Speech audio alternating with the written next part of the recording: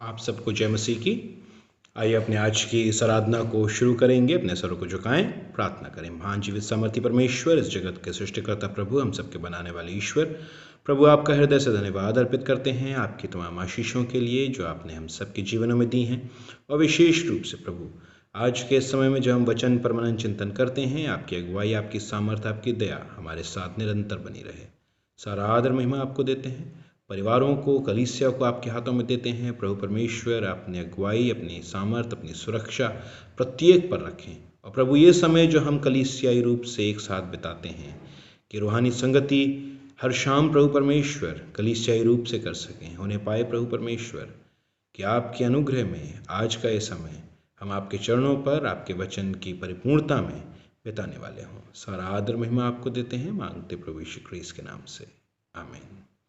सबको जय मसीह की। आइए हम वचन में से पढ़ने के लिए निकालेंगे उत्पत्ति की पुस्तक, जो हमने सीरीज़ शुरू करी है उत्पत्ति से। उसमें हमने कल तक उन बातों को देखा जहां लहू दुहाई देता है और किस प्रकार प्रभु यीशु क्रिस्त का लहू भी मेरे को और आपको उस श्राप से, जो उस लहू से प्राप्त हुआ था, जो कैन ने हाबिल का बहाया था, हमें उससे छुटकारा देता है, मृत्यु से छुटकारा देता है। आज हम सीधे 6वें अध्याय पर आएंगे, क्योंकि 5वें अध्याय में अगर आप ध्यान दें तो 4थे अध्याय के आधे हिस्से में और 5वें अध्याय में आपको वंशावलियाँ मिलेंगी, जीनियोलॉजी।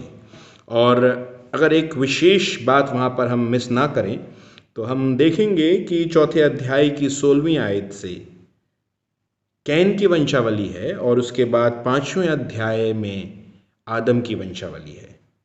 इन दो अलग अलग वंशावलियों का देने का अर्थ बहुत गहरा है, क्योंकि 6वें अध्याय में कुछ ऐसी बातें लिखी गई हैं जिसके ज़रिए से ये बताया या समझाया जा रहा है कि इन दोनों में अब बहुत फ़र्क है। कैन, जिसके लिए नया नियम भी बोलता है कि वो शैतान है या वो उस पाप को मार्क करता है जो पाप उसके द्वारा हुआ, और एक मार्क भी हम जानते हैं उसको दिया गया उसके माथे पर, जो उसकी एक चिन्हानी थी जो उसके पाप को उजागर करके रखी हुई थी। और इस प्रकार से उसकी वंशावली अलग करने का मतलब ये था कि परमेश्वर उसको एक प्रकार से अपने उस अंश से या अपने उस जाति से जिसको वो चूज़ कर रहा था उससे अलग कर देता है। और इसलिए आप देखेंगे कैन के विषय में लिखा है कि तब कैन यहोवा के सम्मुख से निकलकर एक देश की तरफ जाता है और वहाँ देश में बसकर वहाँ पर उसकी जाति आगे बढ़ जाती है। और उसके बाद आप 5वें अध्याय में देखेंगे कि किस प्रकार से प्रभु का बनाया हुआ आदम एक आशीष पाता है, क्योंकि कैन निकाल दिया गया है परमेश्वर की उपस्थिति से, हाबिल मारा जा चुका है और अब सेत उनको दिया जाता है परमेश्वर के अनुग्रह में। सेत इंग्लिश में और सेत हिंदी में, जो परमेश्वर के उस प्रॉमिस को या उस प्रजाति को, उस चोजन जाति को आगे बढ़ा रहा था। और इसके बाद अगर आप देखें तो कुल 10 पीढ़ियां बीतती हैं जब हम 6वें अध्याय में आते हैं, जहां नूह का वर्णन हमको देखने को मिलता है। 6वें अध्याय की पहली आयत से मैं आपके समक्ष पढ़ूंगा। 6वां अध्याय उसकी पहली आयत। फिर जब मनुष्य भूमि के ऊपर बहुत बढ़ने लगे और उनके बेटियां उत्पन्न हुईं, तब परमेश्वर के पुत्रों ने मनुष्य की पुत्रियों को देखा कि वे सुंदर हैं, और उन्होंने जिसको चाहा उनसे विवाह कर लिया। तब यहोवा ने कहा, मेरा आत्मा मनुष्य से सदा लौ विवाद करता ना रहेगा, क्योंकि मनुष्य भी शरीर ही है, उसकी आयु 120 वर्ष की होगी। उन दिनों में पृथ्वी पर दानव रहते थे, और इसके पश्चात जब परमेश्वर के पुत्र मनुष्य की पुत्रियों के पास गए, तब उनके द्वारा जो पुत्र उत्पन्न हुए वे शूरवीर होते थे, जिनकी कीर्ति प्राचीन काल से प्रचलित है। ये परमेश्वर का वचन है। परमेश्वर का धन्यवाद हो। आइए हम प्रार्थना करें। महान जीवित सामर्थी परमेश्वर, आपकी अगुवाई पवित्र आत्मा का अभिषेक हम चाहते हैं ताकि हमारा बोलना, सुनना और वचन का ग्रहण किया जाना आपकी अगुवाई में और आपके राज्य के विस्तार और उसकी समझ को बढ़ाने में हो सके। सारा आदर महिमा आपको देते हैं, मांगते प्रभु यीशु क्रिस्त के नाम से, आमीन। परमेश्वर में प्रिय भाइयों और बहनों, हमने परमेश्वर के वचन में से 6वें अध्याय उसकी पहली आयत से लेकर 4थी आयत तक पढ़ा है और उसके पढ़ने से पहले मैंने आपको 5वें अध्याय और 4थे अध्याय के 16वीं आयत के विषय में बताया, जहां 4थे अध्याय उसकी 16वीं आयत से एक अलग वंशावली है जो कैन की है और उसके बाद 5वें अध्याय में एक अलग वंशावली है जो आदम के बाद सेत और सेत के बाद किस प्रकार से नूह तक वो वंशावली पहुंची है उसके विषय में विवरण दिया गया है। यहाँ जब आप पहली आयत पढ़ेंगे तब लिखा है, फिर जब मनुष्य भूमि के ऊपर बढ़ने लगे और उनके बेटियां उत्पन्न हुई, तब दूसरी आयत कहती है, परमेश्वर के पुत्रों ने मनुष्य की पुत्रियों को देखा। और कई बार इस बात को लेकर प्रश्न किया जाता है कि ये परमेश्वर के पुत्र कौन हैं और मनुष्य की पुत्रियां कौन हैं, और कई बार इसको फरिश्तों के साथ, तमाम और लोगों के साथ डिजिग्नेट कर लिया जाता है। पर यहाँ मैं इसका कनेक्शन आपके समक्ष रखना चाहूँगा उस 2 वंशावली के विवरण से जो 4थे अध्याय उसकी 16वीं आयत में कैन की मिलती है जो मनुष्य का पुत्र है, और 5वें अध्याय में पहले आयत से आदम से मिलती है जो परमेश्वर का पुत्र है। अगर आप देखें तो परमेश्वर ने आदम को अपने स्वरूप में बनाया। एक प्रकार से कहें तो डायरेक्ट अगर परमेश्वर ने किसी प्रकार से किसी को बनाया तो वो आदम था। आदम के बाद जितने भी उत्पन्न हुए वो आदम और उसकी संगनी या उनके बाद की जनरेशन्स और उनकी संगनियों के द्वारा उत्पन्न हुए, क्योंकि परमेश्वर ने जब हमको और आपको बनाया तो सिर्फ सृष्टि का एक पार्ट नहीं बनाया, बल्कि परमेश्वर की इस सृष्टि में उसने मेरे को और आपको प्रोक्रिएटर्स बनाया। हम उसकी संरचना में सहकर्मी हैं, क्योंकि जब हम पुरुष और स्त्री के रूप में जोड़े जाते हैं तो पुत्र और पुत्रियों की आशीष हमें प्राप्त होती है, यानी वो स्वरूप जो परमेश्वर ने अपने हाथ से बनाया, उस स्वरूप को मनुष्य स्त्री और पुरुष के मेल से भी बनाते हैं। अब आप ये कहेंगे कि सच में ये एक बड़ी स्पेशल बात है। सच में ये बहुत स्पेशल है, क्योंकि कहीं ना कहीं मैं और आप परमेश्वर के साथ उसकी सृष्टि की रचना में उसके सहकर्मी बन जाते हैं, जबकि वो आशीष मेरे और आपके साथ बनी रहती है कि फूलो फलो और इस पृथ्वी पर बढ़ जाओ। तो आदम परमेश्वर का पुत्र है और कैन मनुष्य का पुत्र है। आप इस बात को अगर समझ चुके हो, परमेश्वर के द्वारा बनाया गया आदम परमेश्वर का पुत्र जो उसके स्वरूप में बनाया गया, और कैन जो आदम से उत्पन्न हुआ वो मनुष्य का पुत्र। अब परमेश्वर के पुत्र और मनुष्य की पुत्रियों के बीच में संबंध स्थापित होता है। यहां लिखा हुआ है कि उन्होंने उनको देखा और तब यहोवा और जिसको चाहा उसको विवाह करके ले लिया। तो तीसरी आयत कहती है, तब यहोवा ने कहा, मेरा आत्मा मनुष्य से सदा लौ विवाद करता ना रहेगा। परमेश्वर ने कैन और उसके वंश को अलग इसलिए किया क्योंकि वो नहीं चाहता था कि किसी प्रकार से कोई मिक्सिंग हो। और उसके बाद भी हम देखते हैं कि परमेश्वर के ओर से जो लोग चुने गए थे, चुनी हुई रेमिनेंट थी, वो वापस से उन्हीं लोगों के साथ मिल जाते हैं। और इसके बाद एक और शब्द आता है जहां 4था अध्याय परमेश्वर पहले दुख मनाता है, पर फिर चौथी आयत कहती है, उन दिनों में पृथ्वी पर दानव रहा करते थे। अब मनुष्य के पुत्र, अब मनुष्य की पुत्रियां, परमेश्वर के पुत्र, और इसके बाद दानव। ये एक तीसरा कैरेक्टर है जहां परमेश्वर में कई बार विश्वासी लोग सवाल जवाब करते हैं कि ये क्या है, ये दानव शब्द जो आया है वो कहां से आया है। अगर आप इसका इंग्लिश ट्रांसलेशन देखेंगे तो चौथी आयत कहती है इंग्लिश में, the Nephilim were on the earth. Nephilim जिसका रूट वर्ड फॉल है, यानी ये वो फॉलन एंजल्स थे, गिराए हुए स्वर्गदूत थे जो शैतान और शैतान के साथ, परमेश्वर के साथ बगावत करते हैं और गिरा दिए जाते हैं, लूसीफर और उसके साथ के लोग। और कहीं ना कहीं ये जो अनाज्ञाकारिता है जो परमेश्वर के उस वंश ने की कि वो मनुष्य के वंश के साथ जाकर मिल गया, और उसके बाद इन दानवों का या इन नेफिलिम का जो जो उपस्थिति है, इन दोनों के साथ मिलकर हम देखते हैं कि पृथ्वी परवर्ट हो गई। पृथ्वी जो है उस पर पाप बढ़ गया। और उसके बाद एक शब्द आया है कि चौथे आयत में शूरवीर, जो इन दोनों से उत्पन्न हुआ करते थे वो शूरवीर होते थे और उनकी कीर्ति प्राचीन काल में प्रचलित थी। अब इन सारी बातों का एक जोड़ है। पहला, मनुष्य की पुत्रियां जो कैन के वंश की हैं, परमेश्वर के पुत्र जो आदम के वंश के हैं, इन दोनों के साथ मेल मिलाप हो जाता है।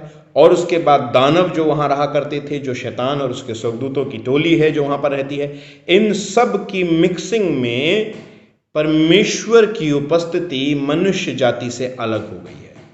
और इसके साथ साथ मनुष्य अब शूरवीर हो गया है, यानी ताकतवर हो गया है। और कई मायने में जो ताकतवर होता है उसको किसी बात की आवश्यकता नहीं होती है। परमेश्वर में प्रिय भाइयों और बहनों, मेरे और आपके जीवन में बहुत सारे ऐसे गुण हैं, बहुत सारी ऐसी ताकतें हैं जो मेरे को परमेश्वर में मिली हैं। मेरे दूरदृष्टि की ताकत, मेरे वचन को समझने की ताकत, मेरे दिमाग में सोच विचार की ताकत, मेरे पास पैसे की ताकत, मेरे पास औहदे की ताकत, और कई मायनों में परमेश्वर में मैं और आप अपने आप को उसमें शूरवीर समझने लगते हैं। अब आज की जो शिक्षा है वो इसी बात को लेकर है कि क्या मैं अपने आप को परमेश्वर के सामने शूरवीर करके लाता हूँ, या मैं अपने आप को परमेश्वर के सामने, परमेश्वर के सम्मुख एक बहुत ही सामान्य सा, कमज़ोर सा व्यक्ति लेकर आता हूँ। मैं ये नहीं कह रहा हूँ कि परमेश्वर चाहता है कि हम अपने आप को कमज़ोर उसके सामने दिखाएं, पर अगर हम और आप उसके समक्ष आएँ तो हम हैं क्या? हम कुछ भी नहीं हैं। वो है जिसने मेरे को और आपको बनाया है, और मेरा और आपका एटीट्यूड उसके पास आने का इस प्रकार का नहीं होना चाहिए कि मुझे या तो उसकी आवश्यकता ही नहीं है, या मैं अपने घमंड में, अपने गुरूर में, अपनी शूरवीरता में परमेश्वर के समक्ष आता हूँ। मनुष्य शूरवीर हो गया। और उसके बाद आप देखें तो 5वीं आयत कहती है, यहोवा ने देखा कि मनुष्य की बुराई पृथ्वी पर बढ़ गई है और उनके मन के विचार में जो कुछ उत्पन्न होता है वो निरंतर बुरा ही होता है, क्योंकि उन्हें परमेश्वर की आवश्यकता ही महसूस नहीं हो रही थी अपने शूरवीर होने के कारण। और यहोवा पृथ्वी पर मनुष्य को बनाने से पछताया और वह मन में अति खेदित हुआ। 7वीं आयत के बाद हम कल देखेंगे, मेरी शूरवीरता परमेश्वर के प्रति बुराई को उत्पन्न करती है और परमेश्वर को दुखी करती है। परमेश्वर में प्रिय भाइयों और बहनों, मैं मनुष्य और मनुष्य के सामने अपनी बहुत सारी शूरवीरता को दिखाता हूँ। किसी भी मनुष्य से कुछ बात कीजिए, उसे कुछ समझाने या सिखाने की कोशिश कीजिए, आप और हम जानेंगे कि हम में से कोई भी सीखना नहीं चाहता है। हम सब सिखाना चाहते हैं, हम सब कहना चाहते हैं, बताना चाहते हैं, सजेशंस देना चाहते हैं, चाहे वो कलीसिया हो, चाहे वो घर हो, चाहे वो स्कूल्स हो जहाँ पे बच्चे पढ़ाए जाते हैं। कोई भी व्यक्ति खुद शिक्षित होना नहीं चाहता है, हर कोई शिक्षा देना चाहता है। क्यों? सोच ये है कि मैं अव्वल हूँ, मेरे अंदर कुछ है। और जब तक उस सोच को मैं और आप, हम सब अपने जीवनों से निकाल कर बाहर नहीं करेंगे, तब तक परमेश्वर का अनुग्रह हमें वास नहीं करेगा। मेरे और आपके जीवन में यही वो शूरवीरता है जिसके कारण बुराई उत्पन्न होती है, यही वो बुराई है जिसके कारण परमेश्वर खेदित होता है। परमेश्वर में प्रिय भाइयों और बहनों, हमने देखा था पहला पाप असंतोष से आया, जहां हव्वा संतुष्ट नहीं थी और फलों से, और उसको वो फल खाना था, और एक प्रकार से वो असंतोष का वैक्यूम उसके अंदर क्रिएट किया गया शैतान के द्वारा। दूसरा पाप हमने देखा, भलाई ना होने के कारण दूसरा पाप उत्पन्न हुआ जहां कैन ने हाबिल को मारा। अब आप तीसरा पाप देख रहे हैं जहां हम में से हर एक मनुष्य को अपने अपने अंदर की शूरवीरता को हटा देना है। क्योंकि अगर मैं और आप परमेश्वर के समक्ष एक शूरवीर बन के आएंगे तो मैं और आप कभी भी परमेश्वर के अनुग्रह को प्राप्त नहीं कर पाएंगे। परमेश्वर में हम सबको परमेश्वर अपना अनुग्रह, अपनी आशीष, अपने वरदान, अपने अनुग्रह से नवाजे।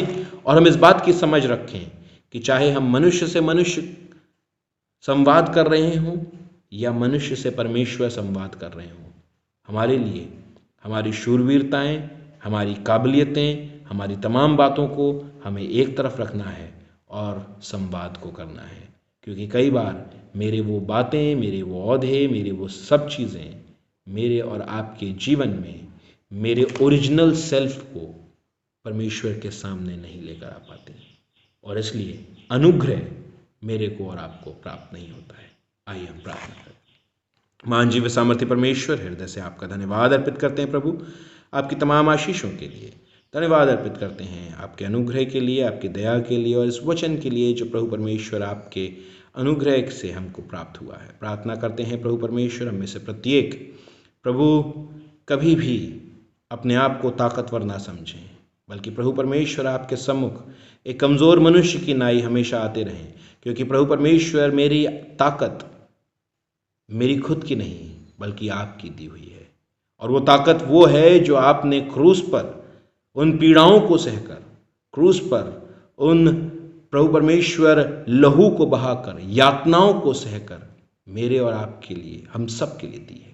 प्रभु परमेश्वर, हम प्रार्थना अर्पित करना चाहते हैं कि आप हमें अपनी उस काबिलियत से ढांपें, वो काबिलियत जो आपके बलिदान की काबिलियत है, ताकि प्रभु परमेश्वर हमारी अपनी कोई काबिलियत हमारे सर चढ़कर ना बोले और प्रभु परमेश्वर हमारे अंदर बुराई ना उत्पन्न कर सके और परमेश्वर हमें आपसे, आपको दुखी ना होने पाए। प्रभु परमेश्वर, हम प्रार्थना करते हैं कि हमारा कोई भी किया हुआ कार्य आपको दुख देने वाला ना हो, बल्कि प्रभु परमेश्वर हमारे जीवन, हमारे कार्यों से आप प्रभु परमेश्वर खुश होने वाले हों, आपके राज्य का विस्तार होने वाला हो और प्रभु परमेश्वर आपके उस प्रभु परमेश्वर आने की तैयारी को मेरे और हम सब के कार्यों के द्वारा हम पूरा करने वाले हों। सारा आदर महिमा आपको देते, हम सब अपने आप को आपके हाथों में अर्पित करते हैं, मांगते प्रभु यीशु क्रिस्त के नाम से, आमीन। आए हमारे बाप, तू जो आसमान पर है, तेरा नाम पाक माना जाए, तेरी बादशाहत आए, तेरी मर्जी से आसमान पर होती है, ज़मीन पर भी हो। हमारे रोज़ की रोटी आज हम बख्श दे, जिसको कसूरवार को माफ़ करते तू हमारे कसूरों को माफ़ कर, हमें आजमाइश न पड़ने दे बल्कि बुराई से बचा, क्योंकि बादशाहत, कुदरत, जलाल हमेशा तेरी रही है, आमीन। हमारे खुदा यीशु मसीह का फजल, खुदा बाप की मोहब्बत और रूह पाक की रिफ़ाक़त शराकत में से प्रत्येक के साथ, तमाम विश्वासियों के साथ, विशेष रूप से कलीसिया के साथ, तमाम उन डॉक्टर्स और नर्सेस के साथ जो प्रभु परमेश्वर उन कोविड-19 वार्ड्स में काम कर रहे हैं, प्रभु परमेश्वर उनके परिवारों के साथ, हर एक उस व्यक्ति के साथ जो प्रभु परमेश्वर इस समय में प्रभु परमेश्वर अपनी मदद को अपने परिश्रम के द्वारा या अपने तन, मन या धन के द्वारा प्रभु परमेश्वर दे रहा है, उस सब के साथ अब से लेकर हमेशा तक होती रहे, आमीन। सबको जय मसीह की।